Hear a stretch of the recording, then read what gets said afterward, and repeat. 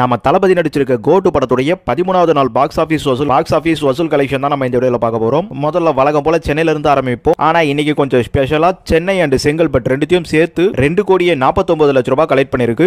மொத்தம் 800 ஸ்கிரீன்ல ஓடுது சென்னை டு செங்கல்பட்டு. தியேட்டர்கள் பாத்தீங்கன்னா ஒரு லிஸ்ட் இருக்கு. நான் உங்களுக்கு இமேஜ் ஷோ பண்றேன், வேணா பாத்துங்க. எந்தெந்த theatre Chennai region Chengalpattu region போட்டிருக்கோம். இது ஓல்டு, நான் சொல்றதுல நிறைய செங்கல்பட்டுல இருக்கிறதே சென்னையோட சேர்த்தா சொல்லுவேன் வழக்கமா. சரி, அந்த கணக்கெல்லாம் பிரிச்சா அது பெரிய பஞ்சாயத்தா போகும். எனவே புரிஞ்சுங்க, கோட்டு படம் 13வது நாள்ல சென்னை டு செங்கல்பட்டு மட்டுமே 2.5 கோடி கிட்ட கலெக்ட் பண்ணிருக்குங்க.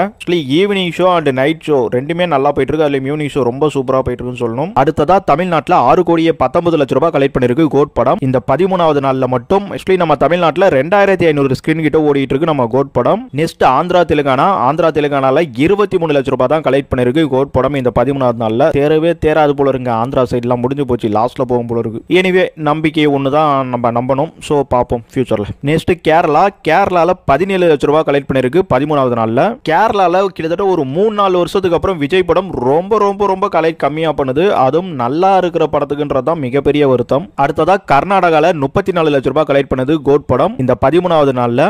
கர்நாடகா ஓரளவுக்கு நல்லா போயிட்டு இருந்த வசூல் இப்ப அங்கேயும் கம்மியாயிடுச்சு. ஆனா நம்ம தமிழ்நாடு சென்னை செங்கல்பட்டுலாம் பாத்தீங்கன்னா கில்லி மாதிரி நின்று விளையாடுதுங்க. அப்புறம் யாரோ ஒருத்தர் கமெண்ட் பண்ணியிருந்தார், சென்னை எந்த நாடு பான்ட்டு. அது தனி ரீஜன். இப்ப தமிழ்நாட்டிலே பாத்தீங்கன்னா திருச்சி, மதுரை எல்லாத்துக்குமே தனித்தனியா கலெக்ஷன் இருக்கு. பட் நம்ம முன்னாடியே போடுறோம், கண்டிப்பா நம்ம கொடுக்குற அமௌண்ட் இதுலயே நிறைய மாறுதல் இருக்கு. அதெல்லாம் நம்ம பிஃபோரா போடும்போது கண்டிப்பா நிறைய கன்ஃபியூஷன்ஸ் வரும். எதுக்கு தேவையில்லாதுன்னு சொல்லிதான் அதை ஸ்கிப் பண்றோம். சென்னைங்கிறது 1000 தான் இருந்தாலும் நம்மளுக்கு தலைநகரம் தமிழ்நாட்டுக்குள்ள. சோ அதனால தான் அதை தனியா சொல்லிட்டு இருக்கேன். சரி, நார்த் இந்தியால 58 லட்சம் ரூபாய் கலெக்ட் பண்ணிருக்கு கோட் படம் இந்த 13வது நாள்ல. அதாவது செப்டம்பர் 17 இந்த செவ்வாய்க்கிழமை வசூல் மட்டும் தான்.